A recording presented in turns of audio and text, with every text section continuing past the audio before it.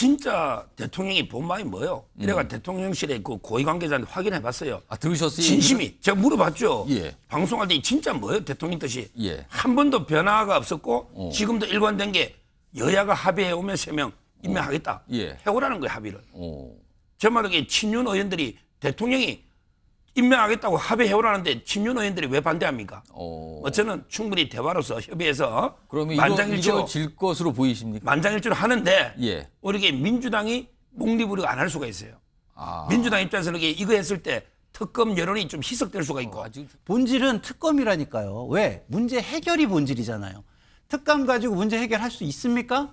없잖아요. 좀 아까 우리 서 변호사님도 예방이라고 말씀하셨잖아요.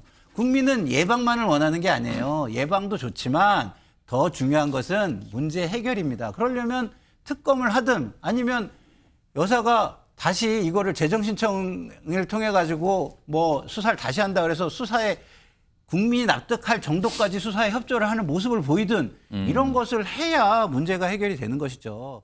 특별감찰관은 관철되어야 하고 그렇게 될 겁니다. 그렇게 말씀드립니다. 그것도 안 해가지고 우리가 어떻게 민심을 얻습니까? 앞으로 더 조심하겠다는 건데 조심 안 할 겁니까? 관철될 겁니다. 민생에 집중하기 위해서 미래 비위를 예방할 특별감찰관을 지금 임명하는 것이 필요하고 국민과 지지자들의 걱정을 덜어드릴 수 있을 것이라고 저는 생각합니다. 우리가 주체가 되어 개선책을 주체적으로 실천해야 한다라는 말씀을 드립니다. 자, 지금 뭐 당내에서는 한동훈 대표, 추기호 원내대표가 약간의 거리감을 두면서 다른 생각을 갖고 있는 거 아니냐 이렇게도 많은 분들이 보이시죠. 추기호 원내대표가 오늘 중진들과 만나서 아마도 이 얘기를 했을 것 같아요. 그 모습도 준비되어 있습니다. 보시죠.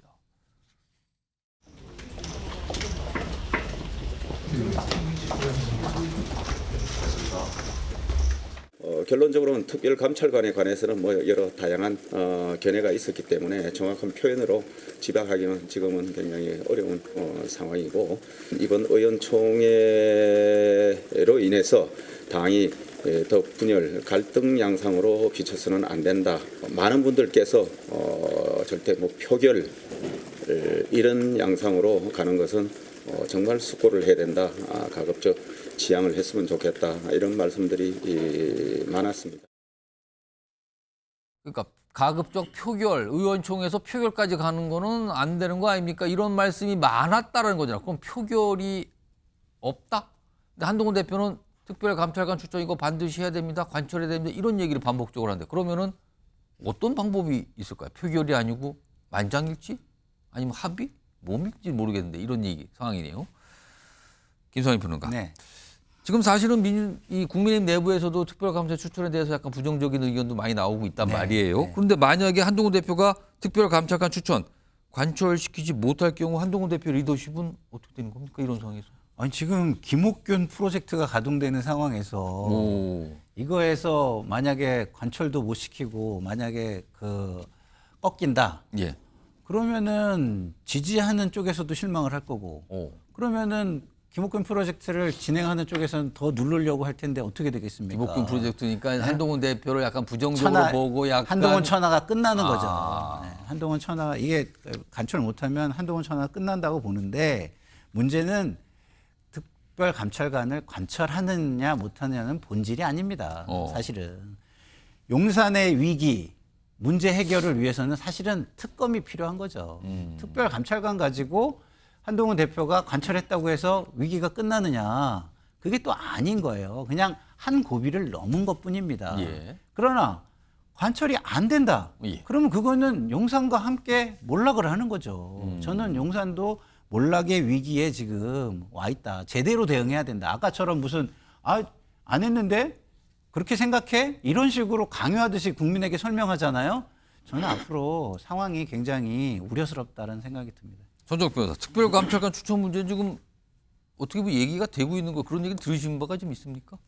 제가 근데 어제도요. 예. 진짜 대통령이 본 마음이 뭐예요? 이래가 대통령실에 그 고위 관계자한테 확인해 봤어요. 아, 들으셨어요? 진심이. 제가 물어봤죠. 예. 방송할 때 진짜 뭐예요? 대통령 뜻이. 예. 한 번도 변화가 없었고 지금도 일관된 게 여야가 합의해 오면 3명 임명하겠다. 예. 해오라는 거예요, 합의를.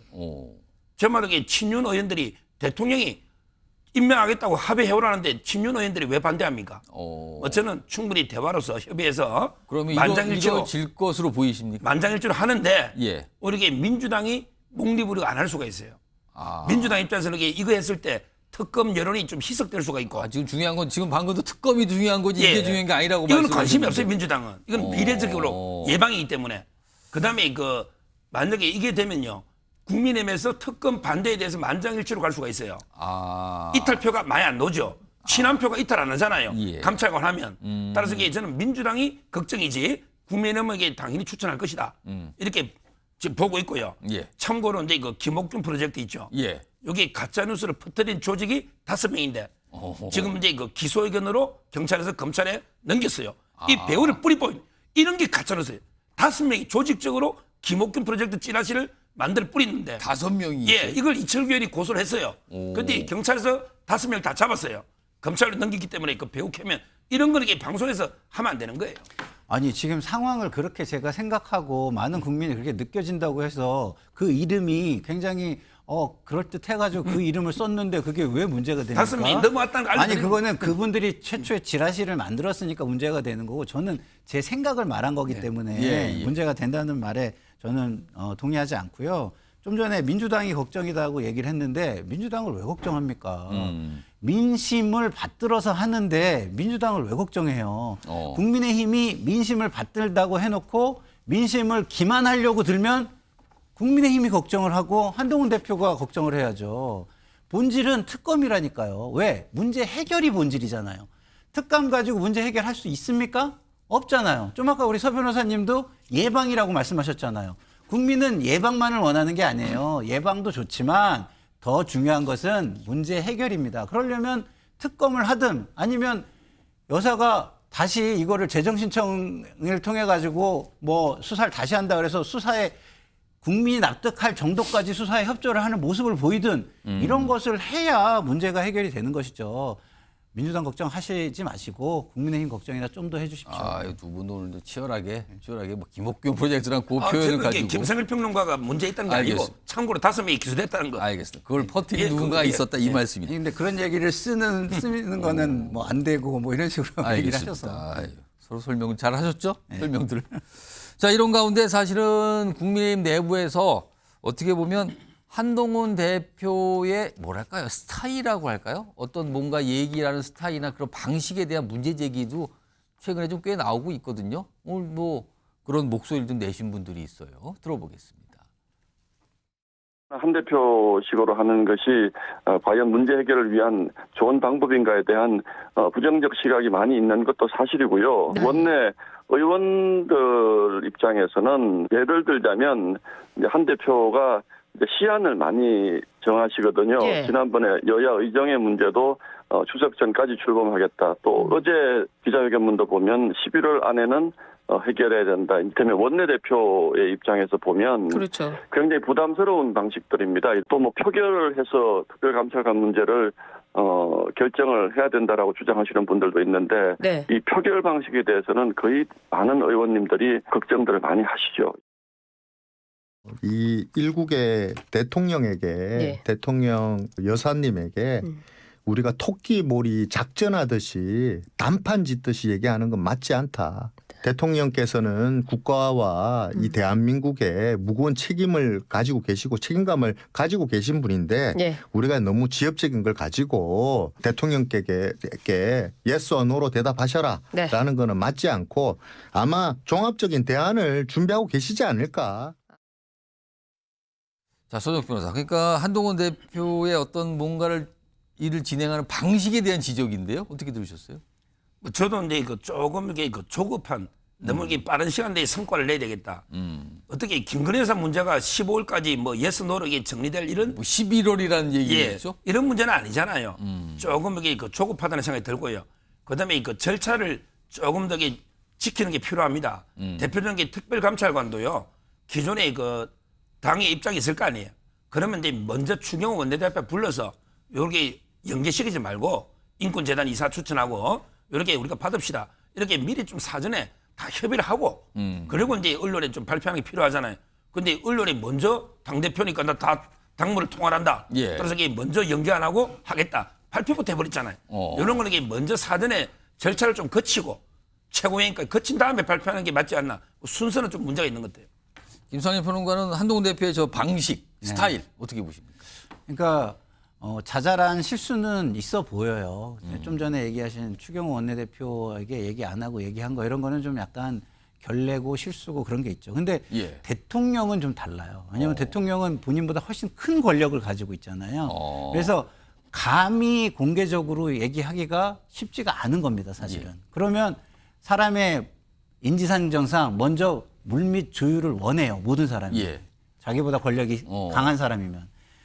지난주에 강명구 의원이 여기 그 MBN 유튜브에 예. 출연을 하기 위해서 출연했어요. 여기 왔습니다. 그때 제가 강명구 의원한테 얘기를 물어봤어요. 도대체 뭐냐 그랬더니 아니 얘기를 우리한테는 하나도 안 하고 언론에다가 먼저 얘기를 하니까 문제 아니냐 이렇게 얘기를 하시더라고요.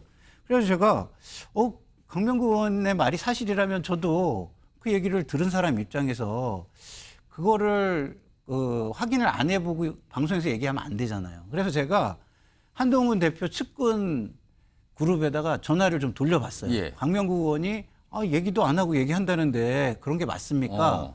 그쪽의 얘기는 또 달라요. 우리가 다른 안 설명, 했겠냐. 다른 설명이 나오는 거. 이런 것도 했고 저런 것도 했고 저런 것도 했다라고 구구절절히 저한테 해명을 하더라고요. 그래서 제가 강명구 의원의 문제 제기를 듣고 이런 얘기를 했어요. 그럼 강명구 의원께서 대통령과 측근이니까 한동훈 대표를 만나서 얘기를 한 다음에 대통령실과 중간에서 조율하는 역할을 좀 하면 어떠냐 이런 얘기를 했거든요. 그랬더니 강명구 의원이 한동훈 대표를 자주 만난다는 거예요. 독대를 많이 한다는 거예요. 그래서 그것도 제가 또 한동훈 대표 측근들한테 전화를 해가지고 물어봤어요. 예. 강명구 의원 이렇게 자주 만나고 얘기도 듣고 그런다는데 그랬더니 아니라는 거예요 또. 언제 독대를 신청해서 언제 만났냐는 거예요. 그래서 양쪽의 의견이 너무 다르기 때문에 비공식적이고 물밑에 어느 정도 노력이 없었다면 서정욱 변호사님의 말씀에 저는 동의. 그러나 한동훈 대표 측에서 설명한 것처럼 그 정도의 노력이 있었다면 어쩔 수 없는 것. 저는 이렇게 생각합니다. 강명규 의원이 아마 이 방송 내용을 보시면은 뭔가 해명하실 것도 추가 설명하실 게 있을 수도 있어요. 그리고 어떤 뭐 확인할 수 있는 것도 있고요. 한번 기다려 좀 보겠습니다.